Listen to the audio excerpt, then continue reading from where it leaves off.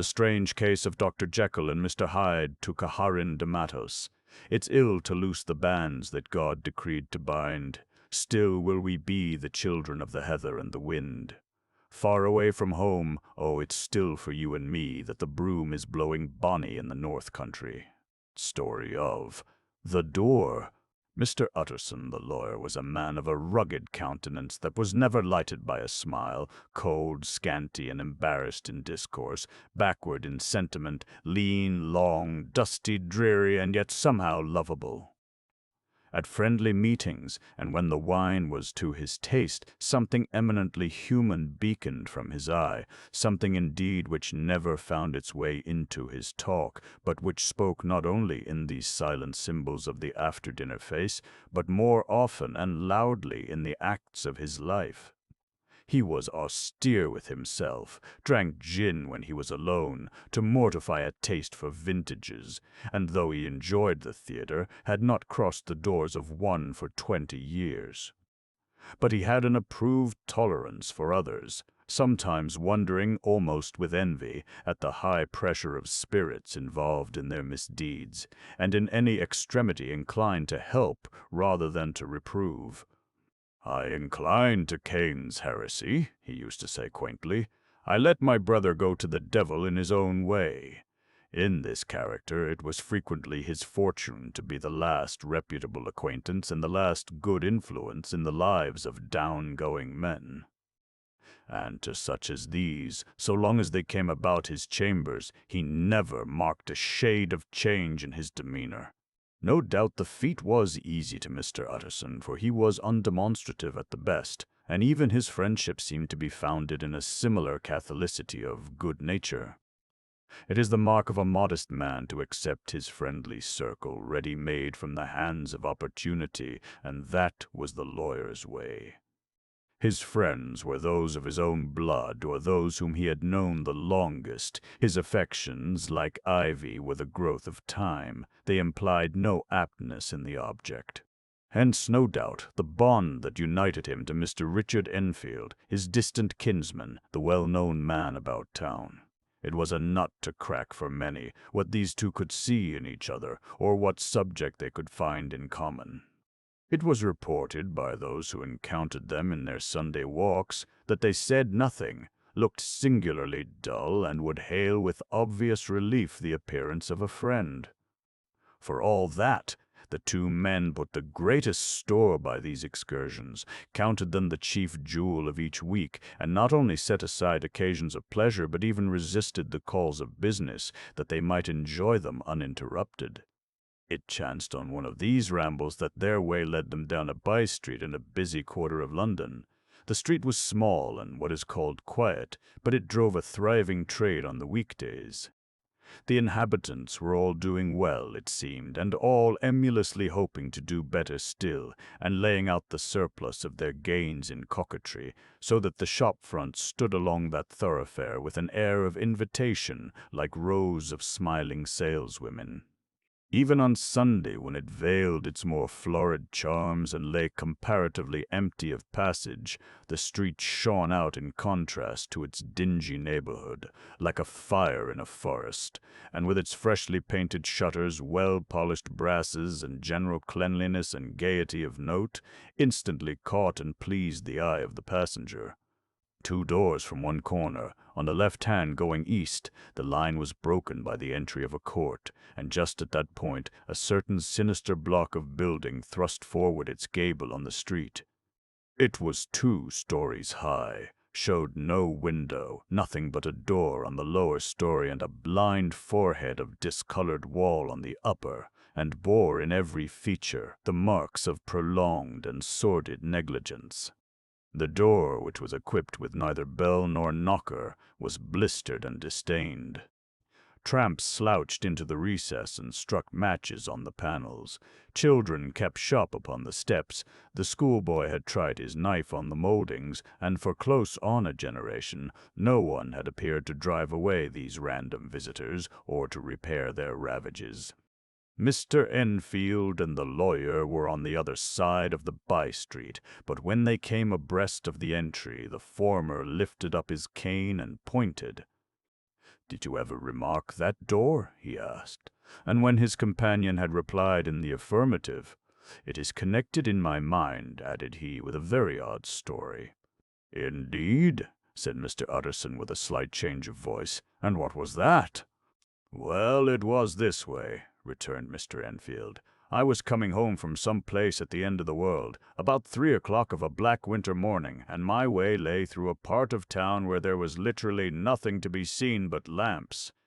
Street after street, and all the folks asleep, street after street, all lighted up as if for a procession, and all as empty as a church, till at last I got into that state of mind when a man listens and begins to long for the sight of a policeman. All at once I saw two figures, one a little man who was stumping along eastward at a good walk, and the other a girl of maybe 8 or 10 who was running as hard as she was able down a cross street.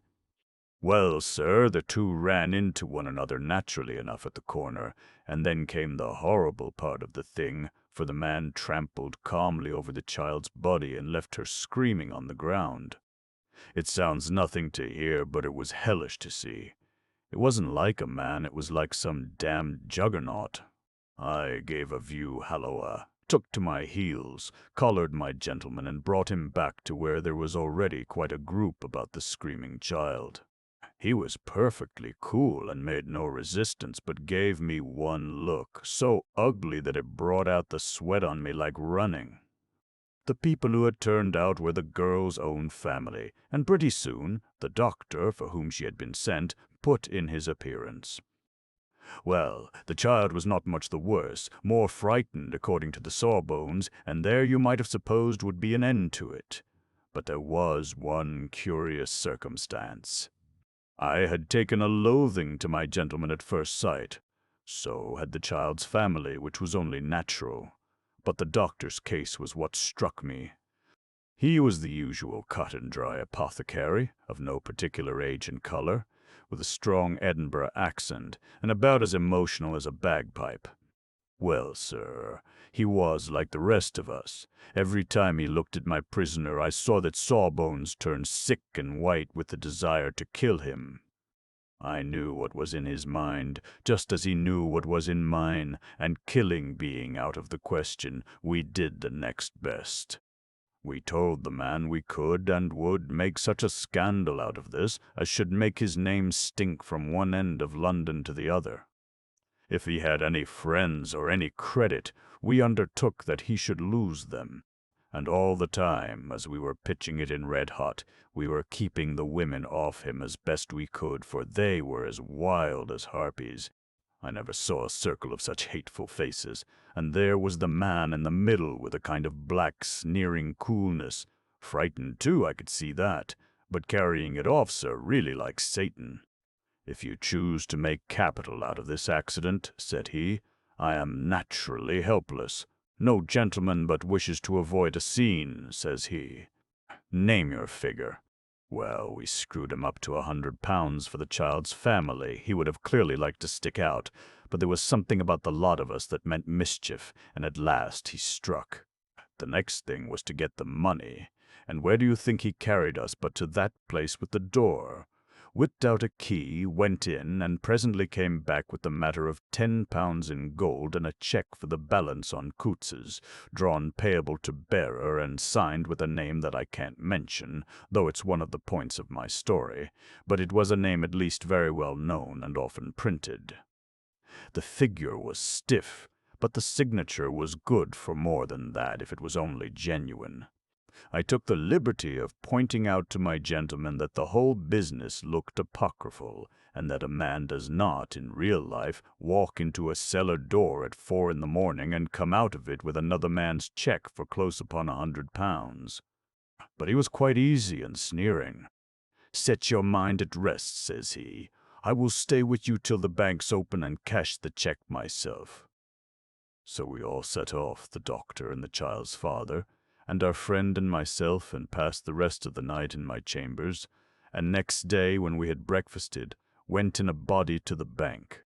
I gave in the cheque myself, and said I had every reason to believe it was a forgery. Not a bit of it. The cheque was genuine. "Tut, tut," said Mr. Utterson. "I see you feel as I do," said Mr. Enfield. "Yes, it's a bad story.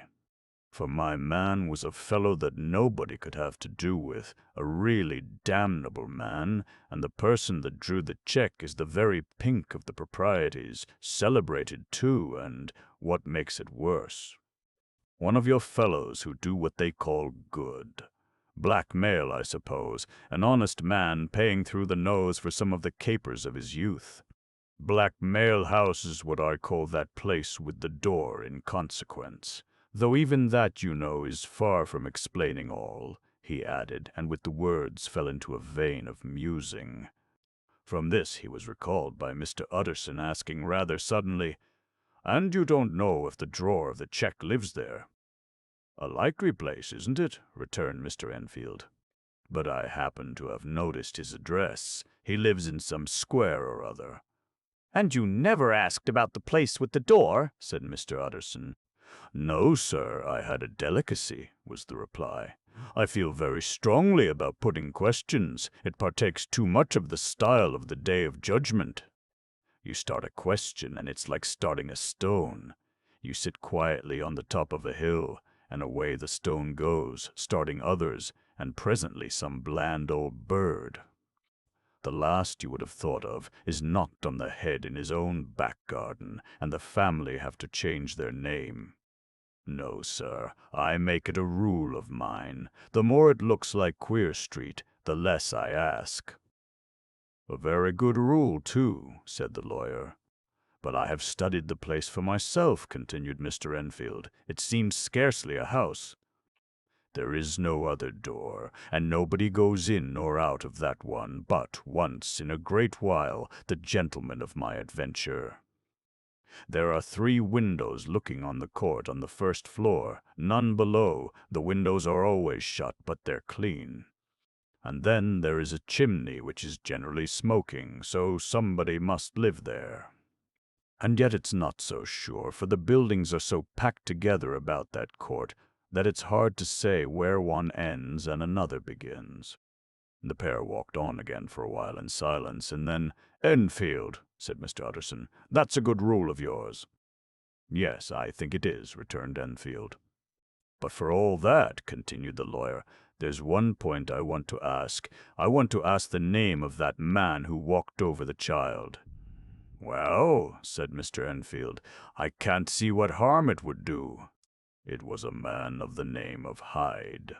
Said Mr. Utterson. "What sort of a man is he to see?" "He is not easy to describe. There is something wrong with his appearance, something displeasing, something downright detestable. I never saw a man I so disliked, and yet I scarce know why. He must be deformed somewhere. He gives a strong feeling of deformity, although I couldn't specify the point. He's an extraordinary-looking man, and yet I really can name nothing out of the way. No, sir, I can make no hand of it. I can't describe him, and it's not want of memory, for I declare I can see him this moment." Mr. Utterson again walked some way in silence, and obviously under a weight of consideration. "You are sure he used a key?" he inquired at last. "My dear sir," began Enfield, surprised out of himself. "Yes, I know," said Utterson. "I know it must seem strange. The fact is, if I do not ask you the name of the other party, it is because I know it already. You see, Richard, your tale has gone home. If you have been inexact in any point, you had better correct it." "I think you might have warned me," returned the other with a touch of sullenness. "But I have been pedantically exact, as you call it. The fellow had a key, and what's more, he has it still. I saw him use it, not a week ago." Mr. Utterson sighed deeply, but said never a word, and the young man presently resumed. "Here is another lesson to say nothing," said he. "I am ashamed of my long tongue. Let us make a bargain never to refer to this again." "With all my heart," said the lawyer. "I shake hands on that, Richard. Search for Mar. Haiti."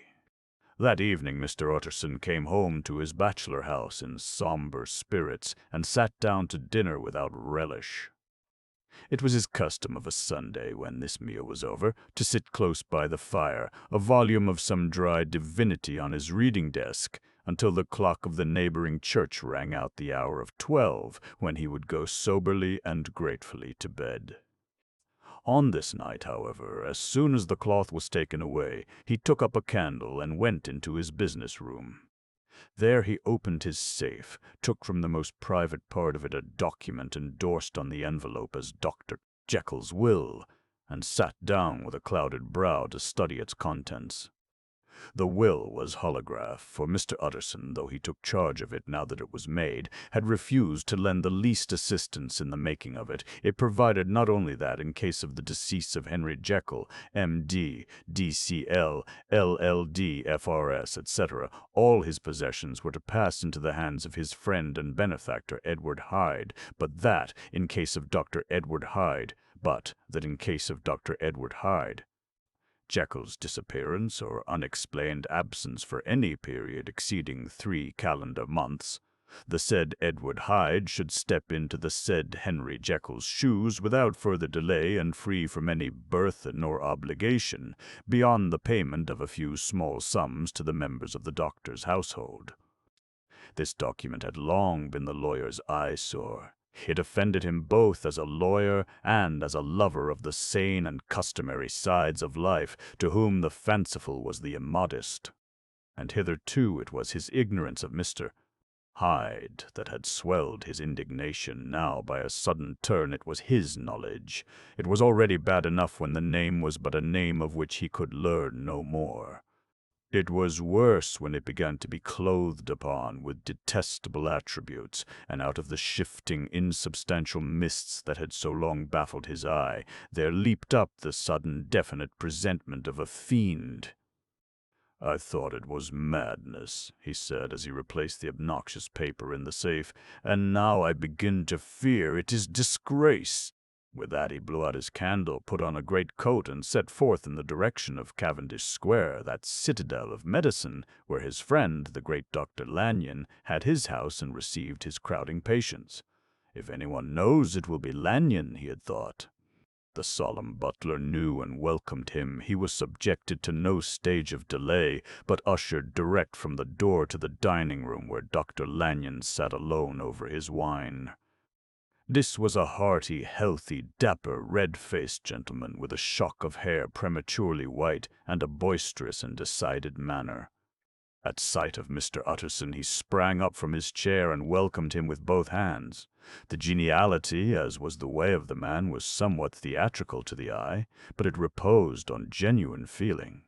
For these two were old friends, old mates, both at school and college, both thorough respecters of themselves and of each other, and, what does not always follow, men who thoroughly enjoyed each other's company. After a little rambling talk, the lawyer led up to the subject which so disagreeably preoccupied his mind. "I suppose, Lanyon," said he, "you and I must be the two oldest friends that Henry Jekyll has." "I wish the friends were younger," chuckled Dr. Lanyon. "But I suppose we are. And what of that? I see little of him now." "Way!" "Indeed," said Utterson. "I thought you had a bond of common interest." "We had," was the reply. "But it is more than 10 years since Henry Jekyll became too fanciful for me. He began to go wrong in mind, and though of course I continued to take an interest in him for old sake's sake, as they say, I see, and I have seen, devilish little of the man." "Such unscientific balderdash," added the doctor, flushing suddenly purple, "would have estranged Damon and Pythias." This little spirit of temper was somewhat of a relief to Mr. Utterson. They have only differed on some point of science, he thought, and being a man of no scientific passions, except in the matter of conveyancing, he even added, it is nothing worse than that. He gave his friend a few seconds to recover his composure, and then approached the question he had come to put. "Did you ever come across a protégé of his, one Hyde?" he asked. "Hyde," repeated Lanyon. "No, never heard of him, since my time." That was the amount of information that the lawyer carried back with him to the great dark bed on which he tossed to and fro until the small hours of the morning began to grow large. It was a night of little ease to his toiling mind, toiling in mere darkness and besieged by questions.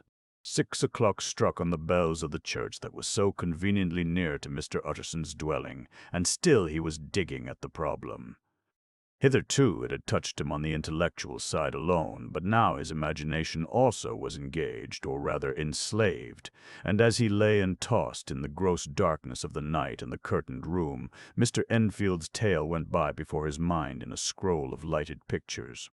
He would be aware of the great field of lamps of a nocturnal city, then of the figure of a man walking swiftly, then of a child running from the doctor's, and then these met, and that human juggernaut trod the child down and passed on regardless of her screams. Or else he would see a room in a rich house where his friend lay asleep, dreaming and smiling at his dreams, and then the door of that room would be opened, the curtains of the bed plucked apart, the sleeper recalled, and lo! There would stand by his side a figure to whom power was given, and even at that dead hour he must rise and do its bidding. The figure in these two phases haunted the lawyer all night, and if at any time he dozed over, it was but to see it glide more stealthily through sleeping houses, or move the more swiftly and still the more swiftly, even to dizziness through wider labyrinths of lamp-lighted city, and at every street corner crush a child and leave her screaming.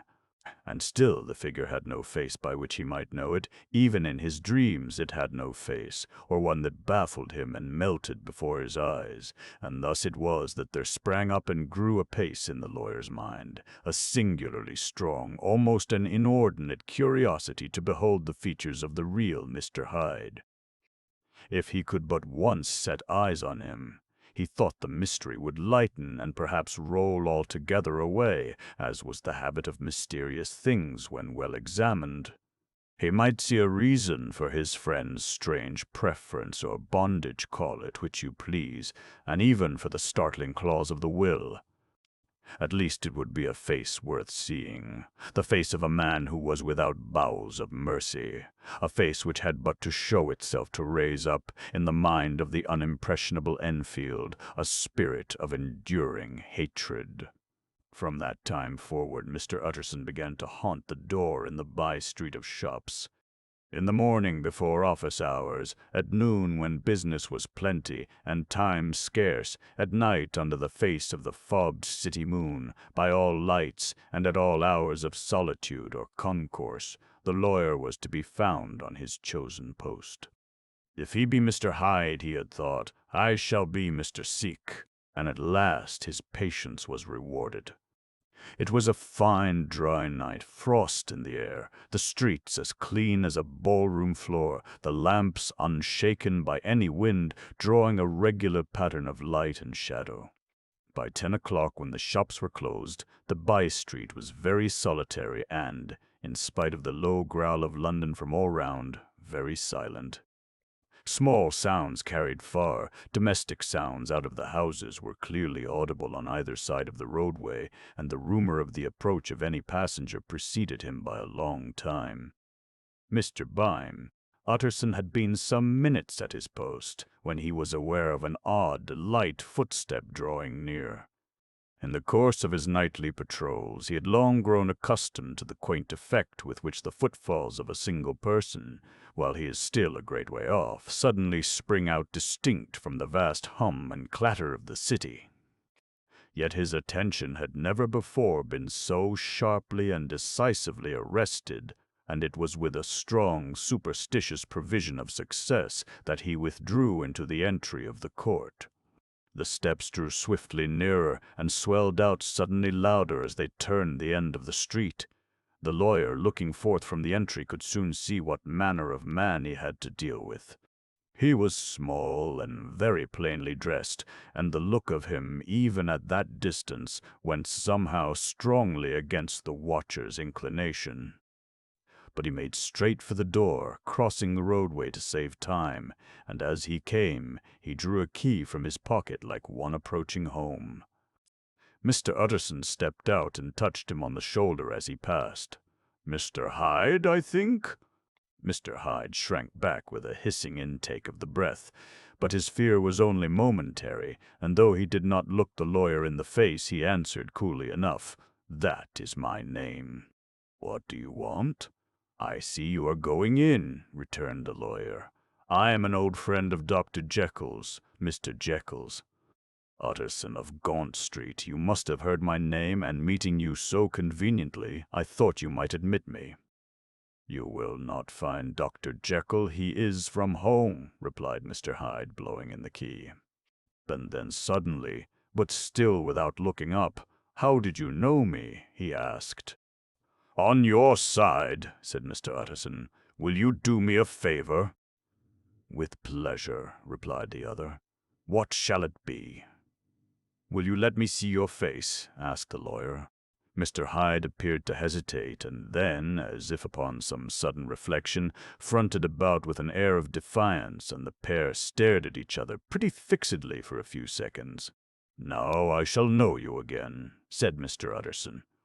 "It may be useful." "Yes," returned Mr. Hyde, "it is as well we have met, and apropos, you should have my address." And he gave a number of a street in Soho.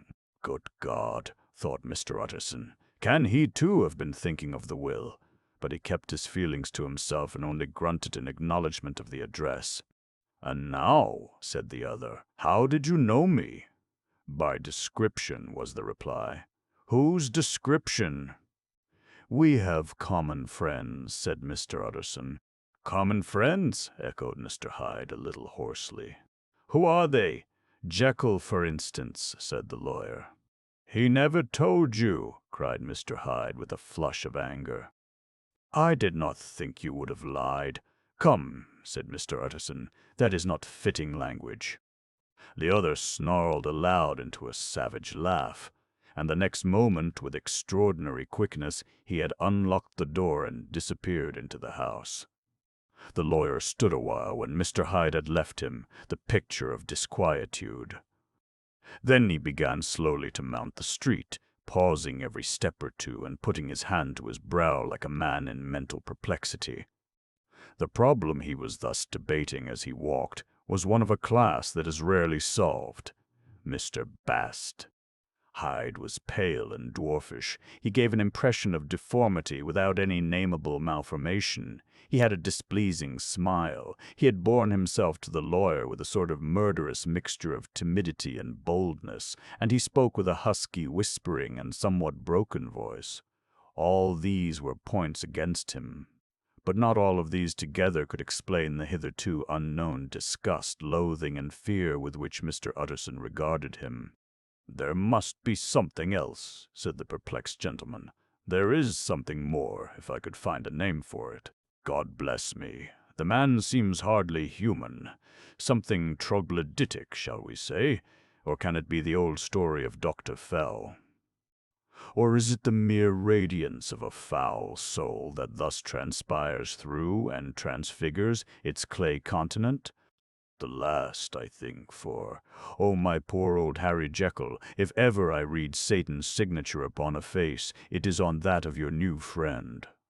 Round the corner from the by-street there was a square of ancient, handsome houses, now for the most part decayed from their high estate, and let in flats and chambers to all sorts and conditions of men, map engravers, architects, shady lawyers, and the agents of obscure enterprises. One house, however, second from the corner, was still occupied entire, and at the door of this, which wore a great air of wealth and comfort, though it was now plunged in darkness except for the fanlight, Mr. Utterson stopped and knocked. A well-dressed, elderly servant opened the door. "Is Dr. Jekyll at home, Poole?" asked the lawyer. "I will see, Mr. Utterson," said Poole, admitting the visitor as he spoke into a large, low-roofed, comfortable hall, paved with flags, warmed, after the fashion of a country house, by a bright, open fire, and furnished with costly cabinets of oak. "Will you wait here by the fire, sir, or shall I give you a light in the dining-room?"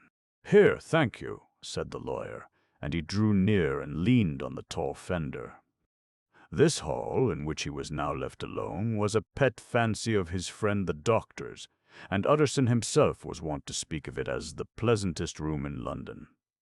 But tonight there was a shudder in his blood. The face of Hyde sat heavy on his memory. He felt what was rare with him, a nausea and distaste of life, and in the gloom of his spirits he seemed to read a menace in the flickering of the firelight on the polished cabinets and the uneasy starting of the shadow on the roof.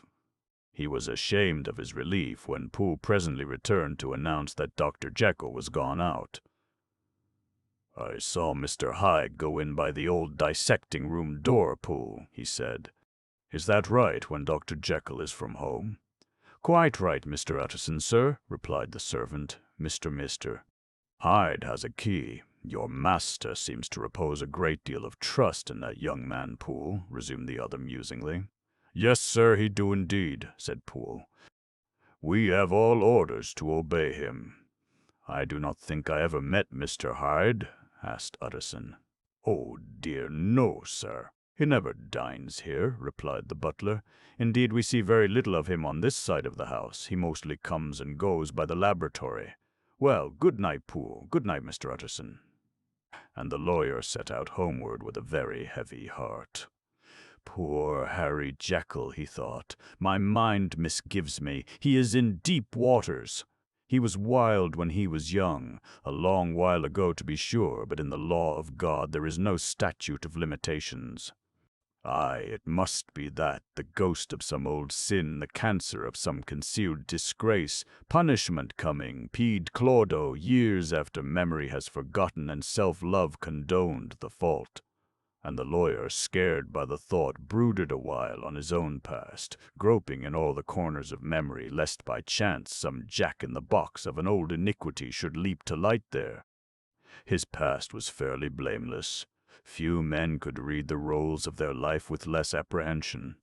Yet he was humbled to the dust by the many ill things he had done, and raised up again into a sober and fearful gratitude by the many that he had come so near to doing, yet avoided. And then by a return on his former subject, he conceived a spark of hope. This Master Hyde, if he were studied, thought he, must have secrets of his own, black secrets, by the look of him, secrets compared to which poor Jekyll's worst would be like sunshine. Things cannot continue as they are. It turns me cold to think of this creature stealing like a thief to Harry's bedside. Poor Harry, what awakening! And the danger of it, for if this Hyde suspects the existence of the will, he may grow impatient to inherit. "Aye, I must put my shoulder to the wheel if Jekyll will but let me," he added, "if Jekyll will only let me." For once more he saw before his mind's eye, as clear as a transparency, the strange clauses of the will. Dr. Jekyll was quite at ease. A fortnight later, by excellent good fortune, the doctor gave one of his pleasant dinners to some 5 or 6 old cronies, all intelligent, reputable men, and all judges of good wine, and Mr. Utterson so contrived that he remained behind after the others had departed. This was no new arrangement, but a thing that had befallen many scores of times. Where Utterson was liked, he was liked well. Hosts loved to detain the dry lawyer. When the light-hearted and the loose-tongued had already their foot on the threshold, they liked to sit a while in his unobtrusive company, practicing for solitude, sobering their minds in the man's rich silence after the expense and strain of gaiety. To this rule Dr. Jekyll was no exception, and as he now sat on the opposite side of the fire, a large, well-made, smooth-faced man of 50, with something of a slyish cast perhaps, but every mark of capacity and kindness, you could see by his looks that he cherished for Mr. Utterson a sincere and warm affection. "I have been wanting to speak to you, Jekyll," began the latter. "You know that will of yours?" A close observer might have gathered that the topic was distasteful, but the doctor carried it off gaily. "My poor Utterson," said he, "you are unfortunate in such a client. I never saw a man so distressed as you were by my will, unless it were that hide-bound pedant, Lanyon, at what he called my scientific heresies. Oh, I know he's a good fellow. You needn't frown. An excellent fellow, and I always mean to see more of him, but a hide-bound pedant for all that, an ignorant, blatant pedant. I was never more disappointed in any man than Lanyon. You know I never approved of it, pursued Utterson, ruthlessly disregarding the fresh topic. My will? Yes, certainly I know that, said the doctor a trifle sharply. You have told me so. Well, I tell you so again, continued the lawyer. I have been learning something of young Hyde. The large, handsome face of Dr. Jekyll grew pale to the very lips, and there came a blackness about his eyes. I do not care to hear more, said he. This is a matter I thought we had agreed to drop. What I heard was abominable, said Utterson. It can make no change. You do not understand my position, returned the doctor with a certain incoherency of manner. I am painfully situated, Utterson. My position is a very strange one. It is one of those affairs that cannot be mended by talking. Jekyll, said Utterson, you know me. I am a man to be trusted. Make a clean breast of this in confidence, and I make no doubt I can get you out of it. My good Utterson, said the doctor, this is very good of you. This is downright good of you, and I cannot find words to thank you in. I believe you fully. I would trust you before any man alive, I before myself, if I could make the choice. But indeed, it isn't what you fancy. It is not so bad as that. And just to put your good heart at rest, I will tell you one thing. The moment I choose, I can be rid of Mr. Hyde. I give you my hand upon that, and I thank you again and again, and I will just add one little word, Utterson, that I'm sure you'll take in good part. This is a private matter, and I beg of you to let it sleep. Utterson reflected a little, looking in the fire. I have no doubt you are perfectly right, he said at last, getting to his feet. Well, but since we have touched upon this business, and for the last time I hope, continued the doctor, there is one point I should like you to understand. I have really a very great interest in poor Hyde. I know you have seen him. He told me so, and I fear he was rude. But I do sincerely take a very great interest in that young man. And if I am taken away, Utterson, I wish you to promise me that you will bear with him and get his rights for him. I think you would, if you knew all, and it would be a weight off my mind if you would promise. I can't pretend that I shall ever like him, said the lawyer. I don't ask that, pleaded Jekyll, laying his hand upon the other's arm. I only ask for justice. I only ask you to help him for my sake when I am no longer here. Utterson heaved an irrepressible sigh. Well, said he, I promise. The Kerr murder case. Nearly a year later, in the month of October, 18, London was startled by a crime of singular ferocity and rendered all the more notable by the high position of the victim. The details were few and startling. A maidservant living alone in a house not far from the river had gone upstairs to bed about 11. Although a fog rolled over the city in the small hours, the early part of the night was cloudless, and the lane, which the maid's window overlooked, was brilliantly lit by the full moon. It seems she was romantically given, for she sat down upon her box, which stood immediately under the window, and fell into a dream of musing. Never, she used to say with streaming tears when she narrated that experience, never had she felt more at peace with all men or thought more kindly of the world. And as she so sat, she became aware of an aged and beautiful gentleman with white hair drawing near along the lane and advancing to meet him, another and very small gentleman to whom at first she paid less attention. When they had come within speech, which was just under the maid's eyes, the older man bowed and accosted the other with a very pretty manner of politeness. It did not seem as if the subject of his address were of great importance. Indeed, from his pointing, it sometimes appeared as if he were only inquiring his way. But the moon shone on his face as he spoke, and the girl was pleased to watch it. It seemed to breathe such an innocent and old-world kindness of disposition, yet with something high, too, as of a well-founded self-content. Presently her eye wandered to the other, and she was surprised to recognize in him a certain Mr. Hyde, who had once visited her master, and for whom she had conceived a dislike. He had in his hand a heavy cane with which he was trifling, but he answered never a word, and seemed to listen with an ill-contained impatience. And then all of a sudden he broke out in a great flame of anger, stamping with his foot, brandishing the cane, and carrying on, as the maid described it, like a madman. The old gentleman took a step back, with the air of one very much surprised and a trifle hurt, and at that Mr. Hyde broke out of all bounds and clubbed him to the earth. And next moment, with ape-like fury, he was trampling his victim under foot and hailing down a storm of blows, under which the bones were audibly shattered and the body jumped upon the roadway. At the horror of these sights and sounds, the maid fainted. It was 2 o'clock when she came to herself and called for the police. The murderer was gone long ago, but there lay his victim in the middle of the lane, incredibly mangled. The stick with which the deed had been done, although it was of some rare and very tough and heavy wood, had broken in the middle under the stress of this insensate cruelty, and one splintered half had rolled in the neighboring gutter. The other, without doubt, had been carried away by the murderer.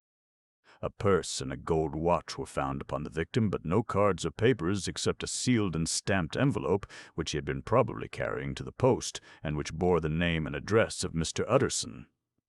This was brought to the lawyer the next morning before he was out of bed, and he had no sooner seen it and been told the circumstances than he shot out a solemn lip. "I shall say nothing till I have seen the body," said he. "This may be very serious. Have the kindness to wait while I dress." And with the same grave countenance he hurried through his breakfast and drove to the police station, whither the body had been carried. As soon as he came into the cell, he nodded. "Yes," said he, "I recognize him. I am sorry to say that this is Sir Danvers Carew." "Good God, sir!" exclaimed the officer. "Is it possible?" And the next moment his eye lighted up with professional ambition. "This will make a deal of noise," he said, "and perhaps you can help us to the man." And he briefly narrated what the maid had seen, and showed the broken stick. Mr. Utterson had already quailed at the name of Hyde, but when the stick was laid before him he could doubt no longer. Broken and battered as it was, he recognized it for one that he had himself presented many years before to Henry Jekyll. "Is this Mr. Hyde a person of small stature?" he inquired. "Particularly small and particularly wicked-looking is what the maid calls him," said the officer. Mr. Utterson reflected, and then, raising his head, "If you will come with me in my cab," he said, "I think I can take you to his house." It was by this time about 9 in the morning, and the first fog of the season. A grape chocolate-colored pall lowered over heaven, but the wind was continually charging and routing these embattled vapors, so that as the cab crawled from street to street, Mr. Street, Utterson beheld a marvelous number of degrees and hues of twilight, for here it would be dark like the back end of evening, and there would be a glow of a rich, lurid brown like the light of some strange conflagration, and here, for a moment, the fog would be quite broken up, and a haggard shaft of daylight would glance in between the swirling wreaths. The dismal quarter of Soho seen under these changing glimpses, with its muddy ways and slatternly passengers, and its lamps, which had never been extinguished or had been kindled afresh to combat this mournful reinvasion of darkness, seemed, in the lawyer's eyes, like a district of some city in a nightmare. The thoughts of his mind, besides, were of the gloomiest dye, and when he glanced at the companion of his drive, he was conscious of some touch of that terror of the law and the law's officers, which may at times assail the most honest.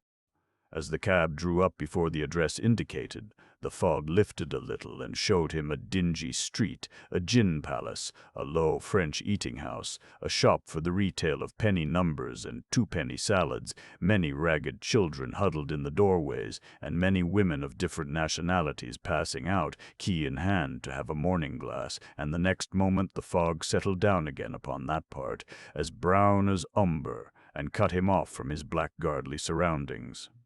This was the home of Henry Jekyll's favorite, of a man who was heir to £250,000 sterling. An ivory-faced and silvery-haired old woman opened the door. She had an evil face, smoothed by hypocrisy, but her manners were excellent. Yes, she said, this was Mr. Hyde's, but he was not at home. He had been in that night very late, but had gone away again in less than an hour. There was nothing strange in that. His habits were very irregular, and he was often absent. For instance, it was nearly 2 months since she had seen him till yesterday. Very well, then, we wish to see his rooms, said the lawyer, and when the woman began to declare it was impossible, I had better tell you who this person is, he added. This is Inspector Newcomen of Scotland Yard. A flash of odious joy appeared upon the woman's face. Ah, said she, he is in trouble. What has he done? Mr. Utterson and the inspector exchanged glances. He don't seem a very popular character, observed the latter. And now, my good woman, just let me and this gentleman have a look about us. In the whole extent of the house, which, but for the old woman, remained otherwise empty, Mr. Hyde had only used a couple of rooms, but these were furnished with luxury and good taste. A closet was filled with wine, the plate was of silver, the napery elegant, a good picture hung upon the walls, a gift, as Utterson supposed, from Henry Jekyll, who was much of a connoisseur, and the carpets were of many plies and agreeable in color. At this moment, however, the rooms bore every mark of having been recently and hurriedly ransacked. Clothes lay about the floor with their pockets inside out, lock-fast drawers stood open, and on the hearth there lay a pile of grey ashes as though many papers had been burned. From these embers the inspector disinterred the butt end of a green cheque-book, which had resisted the action of the fire. The other half of the stick was found behind the door, and as this clinched his suspicions, the officer declared himself delighted. A visit to the bank, where several £1,000s were found to be lying to the murderer's credit, completed his gratification. "You may depend upon it, sir," he told Mr. Utterson. "I have him in my hand. He must have lost his head, or he never would have left the stick, or, above all, burned the cheque-book. Why, money's life to the man. We have nothing to do but wait for him at the bank and get out the handbills." This last, however, was not so easy of accomplishment, for Mr. Hyde had numbered few familiars. Even the master of the servant-maid had only seen him twice. His family could nowhere be traced. He had never been photographed, and the few who could describe him differed widely, as common observers will. Only on one point were they agreed, and that was the haunting sense of unexpressed deformity with which the fugitive impressed his beholders.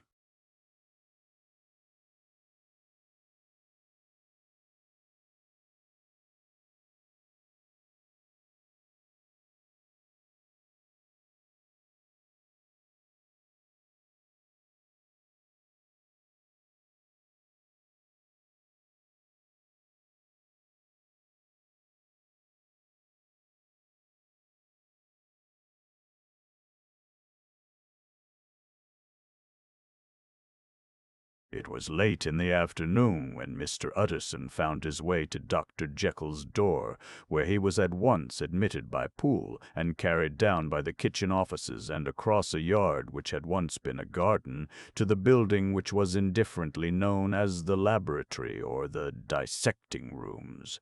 The doctor had bought the house from the heirs of a celebrated surgeon, and his own tastes being rather chemical than anatomical, had changed the destination of the block at the bottom of the garden.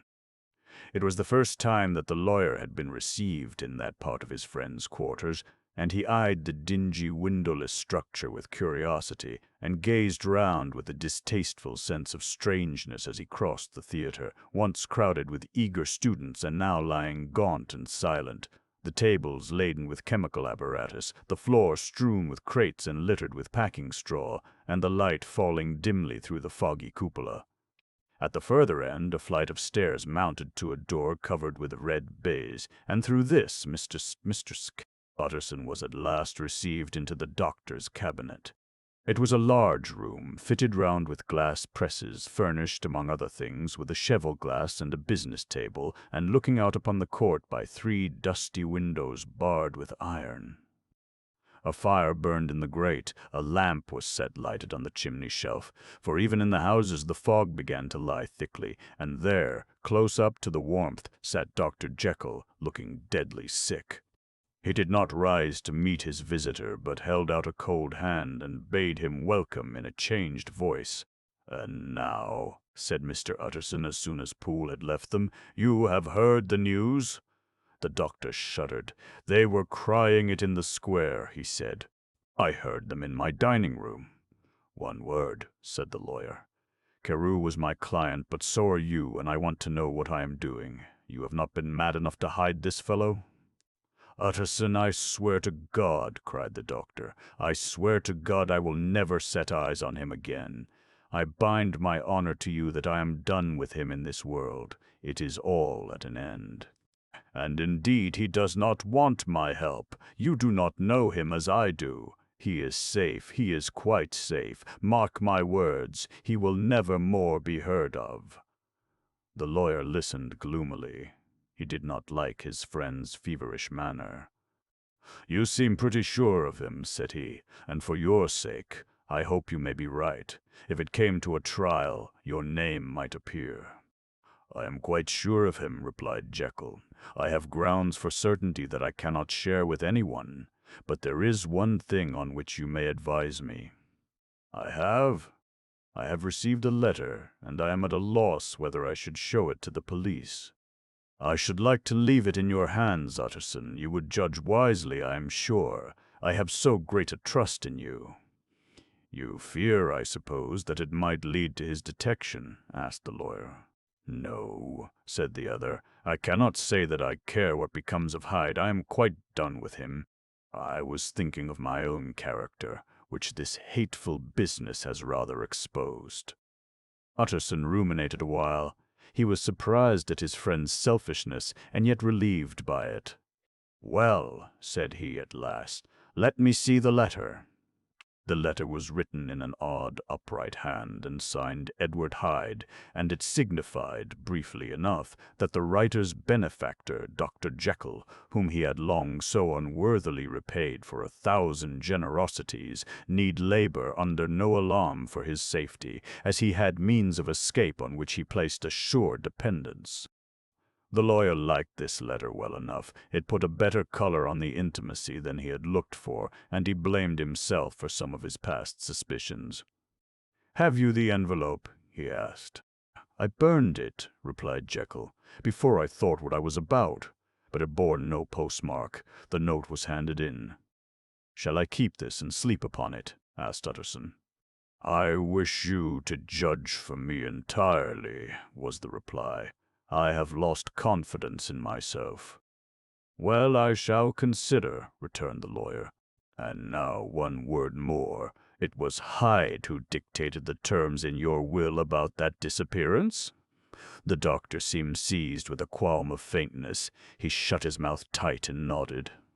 "I knew it," said Utterson. "He meant to murder you. You have had a fine escape." "I have had what is far more to the purpose," returned the doctor solemnly. "I have had a lesson. O God, Utterson, what a lesson I have had!" And he covered his face for a moment with his hands. On his way out, the lawyer stopped and had a word or two with Poole. "By the by," said he, "there was a letter handed in today. What was the messenger like?" But Poole was positive nothing had come except by post, and only circulars by that, he added. This news sent off the visitor with his fears renewed.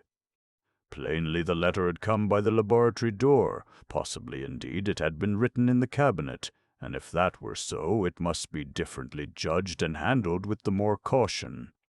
The newsboys as he went were crying themselves hoarse along the footways. Special edition, shocking murder of an M.P.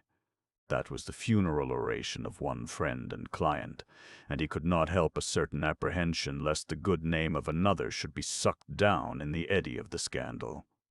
It was at least a ticklish decision that he had to make, and, self-reliant as he was by habit, he began to cherish a longing for advice. It was not to be had directly, but perhaps, he thought, it might be fished for. Presently after, he sat on one side of his own hearth, with Mr. Guest, his head clerk, upon the other, and midway between, at a nicely calculated distance from the fire, a bottle of a particular old wine that had long dwelt unsunned in the foundations of his house. The fog still slept on the wing above the drowned city, where the lamps glimmered like carbuncles, and through the muffle and smother of these fallen clouds, the procession of the town's life was still rolling in through the great arteries with a sound as of a mighty wind. But the room was gay with firelight. In the bottle the acids were long ago resolved. The imperial dye had softened with time. As the color grows richer in stained windows, and the glow of hot autumn afternoons on hillside vineyards was ready to be set free and to disperse the fogs of kept fewer secrets than Mr. Guest, and he was not always sure that he kept as many as he meant. Guest had often been on business to the doctors. He knew Poole. He could scarce have failed to hear of Mr. Scare. Hyde's familiarity about the house, he might draw conclusions. Was it not as well, then, that he should see a letter which put that mystery to rights? And above all, since Guest, being a great student and critic of handwriting, would consider the step natural and obliging. The clerk, besides, was a man of counsel. He would scarce read so strange a document without dropping a remark, and by that remark Mr. Utterson might shape his future course. "This is a sad business about Sir Danvers," he said. "Yes, sir, indeed. It has elicited a great deal of public feeling," returned Guest. "The man, of course, was mad." "I should like to hear your views on that," replied Utterson. "I have a document here in his handwriting. It is between ourselves, for I scarce know what to do about it. It is an ugly business at the best. But there it is, quite in your way, a murderer's autograph." Guest's eyes brightened, and he sat down at once and studied it with passion. "No, sir," he said, "not mad, but it is an odd hand." "And by all accounts a very odd writer," added the lawyer. Just then the servant entered with a note. "Is that from Dr. Jekyll, sir?" inquired the clerk. "I thought I knew the writing. Anything private, Mr. Utterson?" "Only an invitation to dinner." "Why? Do you want to see it? One moment." "I thank you, sir," and the clerk laid the 2 sheets of paper alongside and sedulously compared their contents. "Thank you, sir," he said at last, returning both. "It's a very interesting autograph." There was a pause, during which Mr. Utterson struggled with himself. "Why did you compare them, Guest?" he inquired suddenly. "Well, sir," returned the clerk, "there's a rather singular resemblance. The 2 hands are in many points identical, only differently sloped." "Rather quaint," said Utterson. "It is, as you say, rather quaint," returned Guest. "I wouldn't speak of this note, you know," said the master. "No, sir," said the clerk. "I understand." But no sooner was Mr. Utterson alone that night than he locked the note into his safe, where it reposed from that time forward. "What?" he thought. Henry Jekyll forged for a murderer, and his blood ran cold in his veins. Remarkable incident of Dr. Lanyon. Time ran on. Thousands of pounds were offered in reward, for the death of Sir Danvers was resented as a public injury, but Mr. Hyde had disappeared out of the ken of the police as though he had never existed. Much of his past was unearthed indeed, and all disreputable. Tales came out of the man's cruelty, at once so callous and violent, of his vile life, of his strange associates, of the hatred that seemed to have surrounded his career, but of his present whereabouts, not a whisper. From the time he had left the house in Soho on the morning of the murder, he was simply blotted out, and gradually, as time drew on, Mr. Utterson began to recover from the hotness of his alarm and to grow more at quiet with himself. The death of Sir Danvers was, to his way of thinking, more than paid for by the disappearance of Mr. Hyde. Now that that evil influence had been withdrawn, a new life began for Dr. Jekyll. He came out of his seclusion, renewed relations with his friends, became once more their familiar guest and entertainer, and whilst he had always been known for charities, he was now no less distinguished for religion. He was busy, he was much in the open air, he did good, his face seemed to open and brighten, as if with an inward consciousness of service, and for more than 2 months the doctor was at peace. On the 8th of January, Utterson had dined at the doctor's with a small party. Lanyon had been there, and the face of the host had looked from one to the other as in the old days when the trio were inseparable friends. On the 12th, and again on the 14th, the door was shut against the lawyer. The doctor was confined to the house, Poole said, and saw no one. On the 15th he tried again, and was again refused, and having now been used for the last 2 months to see his friend almost daily, he found this return of solitude to weigh upon his spirits. The 5th night he had in guest to dine with him, and the 6th he betook himself to Dr. Lanyon's. There at least he was not denied admittance, but when he came in he was shocked at the change which had taken place in the doctor's appearance. He had his death warrant written legibly upon his face. The rosy man had grown pale, his flesh had fallen away, he was visibly balder and older, and yet it was not so much, these tokens of a swift physical decay that arrested the lawyer's notice, as a look in the eye and quality of manner that seemed to testify to some deep-seated terror of the mind.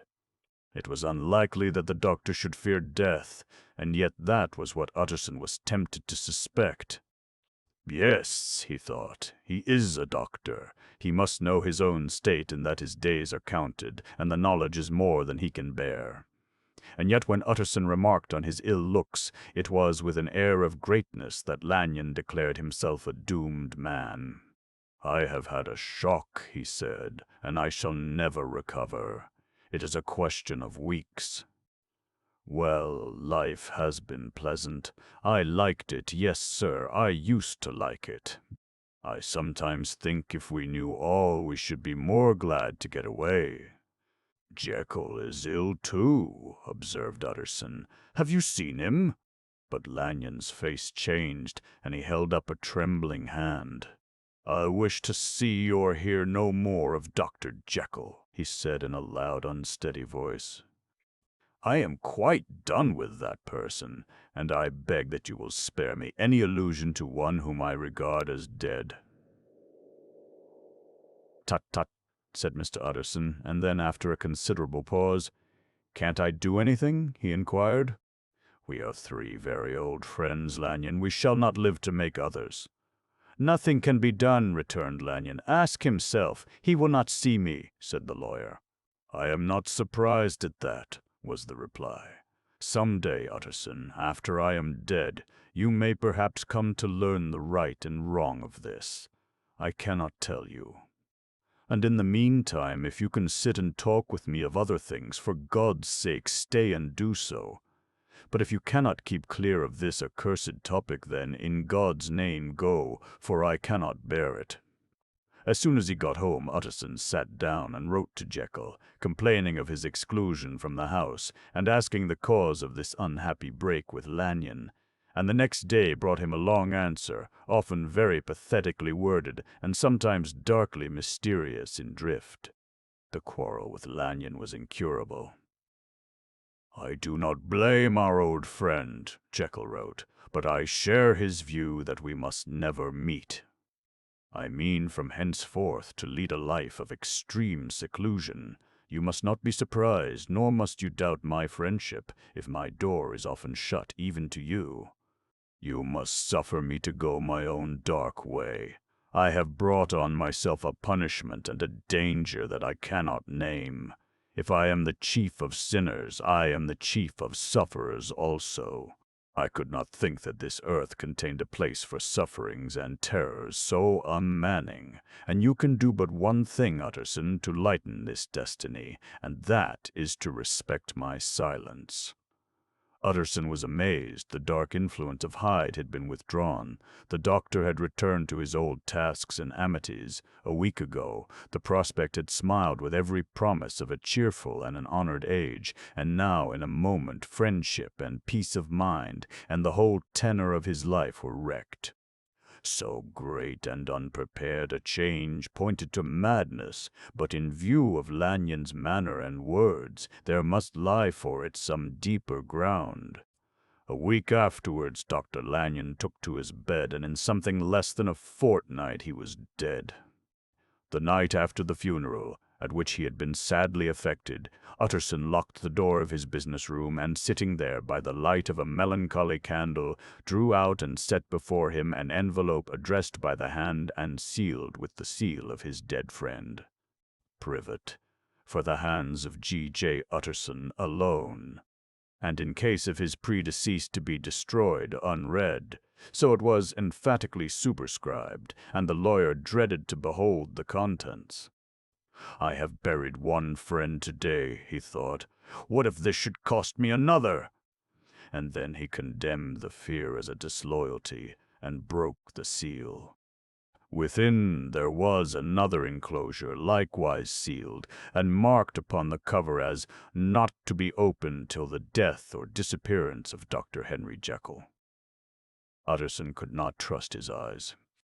Yes, it was disappearance, here again, as in the mad will which he had long ago restored to its author. Here again were the idea of a disappearance and the name of Henry Jekyll bracketed.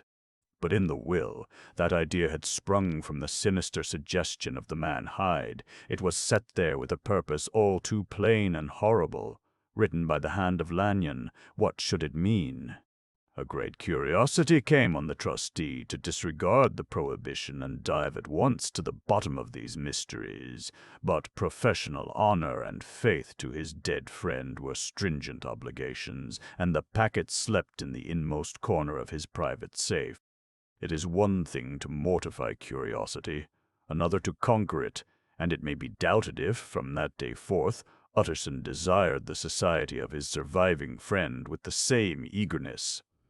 He thought of him kindly, but his thoughts were disquieted and fearful. He went to call indeed, but he was perhaps relieved to be denied admittance. Perhaps in his heart he preferred to speak with Poole upon the doorstep, and surrounded by the air and sounds of the open city, rather than to be admitted into that house of voluntary bondage, and to sit and speak with its inscrutable recluse. Poole had, indeed, no very pleasant news to communicate.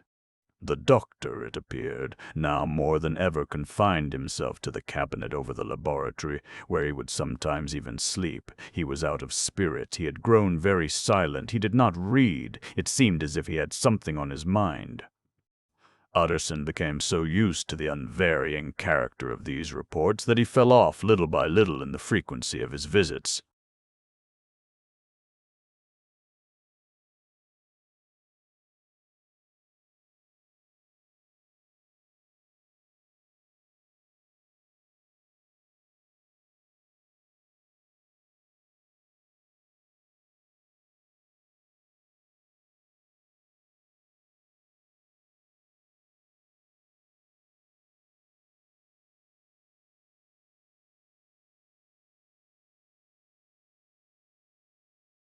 It chanced on Sunday, when Mr. Utterson was on his usual walk with Mr. Enfield, that their way lay once again through the by-street, and that when they came in front of the door, both stopped to gaze on it. "Well," said Enfield, "that story's at an end at least. We shall never see more of Mr. Hyde." "I hope not," said Utterson. "Did I ever tell you that I once saw him and shared your feeling of repulsion?" "It was impossible to do the one without the other," returned Enfield. "And by the way, what an ass you must have thought me not to know that this was a back way to Dr. Jekyll's. It was partly your own fault that I found it out, even when I did. "So you found it out, did you?" said Utterson. "But if that be so, we may step into the court and take a look at the windows. To tell you the truth, I am uneasy about poor Jekyll, and even outside I feel as if the presence of a friend might do him good." The court was very cool and a little damp, and full of premature twilight, although the sky high up overhead was still bright with sunset. The middle one of the three windows was halfway open, and sitting close beside it, taking the air with an infinite sadness of mien, like some disconsolate prisoner, Utterson saw Dr. Jekyll. "What?" Jekyll," he cried, "I trust you are better." "I am very low, Utterson," replied the doctor drearily, "very low. It will not last long, thank God." "You stay too much indoors," said the lawyer. "You should be out whipping up the circulation like Mr. Enfield and me. This is my cousin, Mr. Enfield, Dr. Jekyll. Come now, get your hat and take a quick turn with us." "You are very good," sighed the other. "I should like to very much, but no, no, no, it is quite impossible, I dare not." "But indeed, Utterson, I am very glad to see you. This is really a great pleasure. I would ask you and Mr. Enfield up, but the place is really not fit." "Why, then," said the lawyer, good-naturedly, "the best thing we can do is to stay down here and speak with you from where we are." "That is just what I was about to venture to propose," returned the doctor with a smile. But the words were hardly uttered before the smile was struck out of his face and succeeded by an expression of such abject terror and despair as froze the very blood of the two gentlemen below. They saw it but for a glimpse, for the window was instantly thrust down, but that glimpse had been sufficient, and they turned and left the court without a word. In silence, too, they traversed the by-street, and it was not until they had come into a neighboring thoroughfare, where even upon a Sunday there were still some stirrings of life, that Mr. Utterson at last turned and looked at his companion. They were both pale, and there was an answering horror in their eyes. "God forgive us! God forgive us!" said Mr. Utterson. But Mr. Enfield only nodded his head very seriously and walked on once more in silence. The last night. Mr. Utterson was sitting by his fireside one evening after dinner when he was surprised to receive a visit from Poole. "Bless me, Poole, what brings you here?" he cried, and then taking a Mr. Utterson, said the man, "There is something wrong." "Take a seat, and here is a glass of wine for you," said the lawyer. "Now, take your time and tell me plainly what you want." "You know the doctor's ways, sir," replied Poole, "and how he shuts himself up. Well, he's shut up again in the cabinet, and I don't like it, sir. I wish I may die if I like it. Mr. Utterson, sir, I'm afraid." "Now, my good man," said the lawyer, "be explicit. What are you afraid of?" "I've been afraid for about a week," returned Poole, doggedly disregarding the question, "and I can bear it no more." The man's appearance amply bore out his words. His manner was altered for the worse, and except for the moment when he had first announced his terror, he had not once looked the lawyer in the face. Even now he sat with the glass of wine untasted on his knee, and his eyes directed to a corner of the floor. "I can bear it no more," he repeated. "Come," said the lawyer, "I see you have some good reason, Poole. I see there is something seriously amiss. Try to tell me what it is." "I think there's been foul play," said Poole hoarsely. "Foul play!" cried the lawyer, a good deal frightened and rather inclined to be irritated in consequence. "What foul play?" "What does the man mean?" "I daren't say, sir," was the answer, "but will you come along with me and see for yourself?" Mr. Utterson's only answer was to rise and get his hat and greatcoat, but he observed with wonder the greatness of the relief that appeared upon the butler's face, and perhaps with no less, that the wine was still untasted when he set it down to follow. It was a wild, cold, seasonable night of March, with a pale moon lying on her back as though the wind had tilted her, and a flying wrack of the most diaphanous and lawny texture. The wind made talking difficult and flecked the blood into the face. It seemed to have swept the streets unusually bare of passengers besides, for Mr. Utterson thought he had never seen that part of London so deserted. He could have wished it otherwise. Never in his life had he been conscious of so sharp a wish to see and touch his fellow creatures, for struggle as he might, there was borne in upon his mind a crushing anticipation of calamity. The square, when they got there, was all full of wind and dust, and the thin trees in the garden were lashing themselves along the railing. Poole, who had kept all the way a pace or two ahead, now pulled up in the middle of the pavement, and in spite of the biting weather, took off his hat and mopped his brow with a red pocket-handkerchief. But for all the hurry of his coming, these were not the dews of exertion that he wiped away, but the moisture of some strangling anguish, for his face was white and his voice, when he spoke, harsh and broken. "Well, sir," he said, "here we are, and God grant there be nothing wrong." "Amen, Poole," said the lawyer. Thereupon the servant knocked in a very guarded manner. The door was opened on the chain, and a voice asked from within, "Is that you, Poole?" "It's all right," said Poole. "Open the door." The hall, when they entered it, was brightly lighted up. The fire was built high, and about the hearth the whole of the servants, men and women, stood huddled together like a flock of sheep. At the sight of Mr. Utterson, the housemaid broke into hysterical whimpering, and the cook, crying out, "Bless God, it's Mr. Utterson!" ran forward as if to take him in her arms. "What? What?" "Are you all here?" said the lawyer peevishly. "Very irregular, very unseemly. Your master would be far from pleased."